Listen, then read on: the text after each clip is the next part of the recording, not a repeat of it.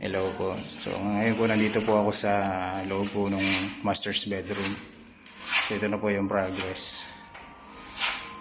Ayan, medyo maalikabok na po yun. Papupunasan ko na lang yung... So yung mapapansin nyo po may mga parang patsi-patsi po na gano'n. So yung ginagawa po kasi namin, kapag po yan ay napahira namin ng primer, kinakapa po nila yan. Kung saan pa po yung higit na may lubog, minamasilyan pa po uli.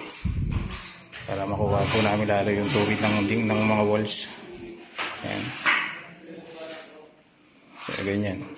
Isang kapa lang dyan, kita ko na yan. Kaya ulitan at ulitan. Ganyan po kami dito. Pag hindi maayos, hindi ako satisfied, ulitan at ulitan.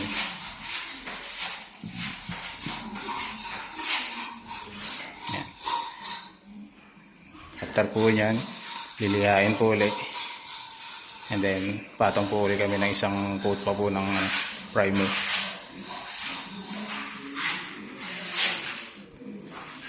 Dito naman po, ito okay na po dito. Wala pa lang po itong primer paint ito sa loob ng walk-in closet.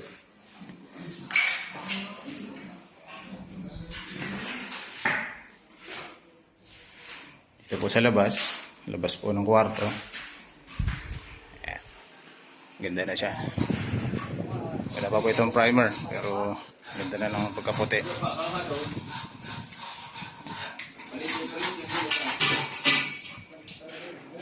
Ayan.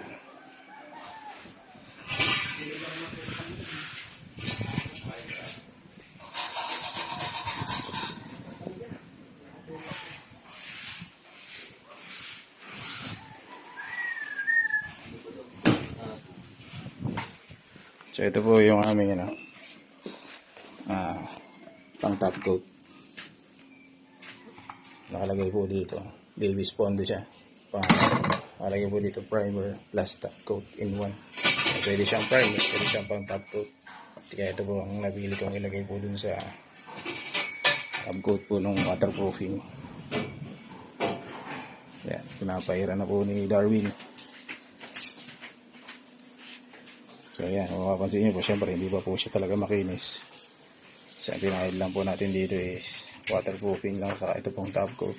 Magiging ganito po sa kakinis kapag po yan ay minasilya na po natin ng painting pati.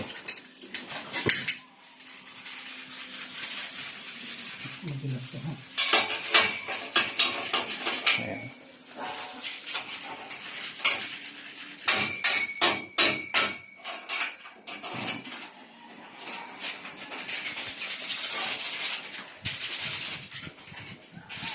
Ito po sa tiles.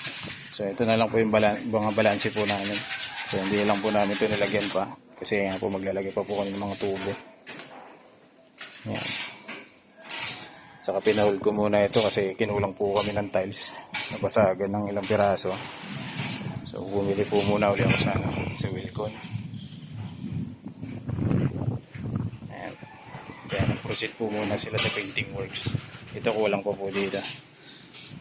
Ikot po pag ganun.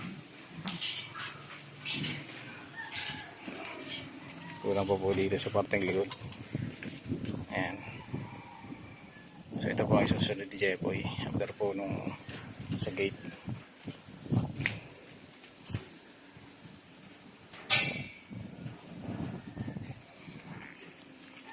Ayan po, thank you po.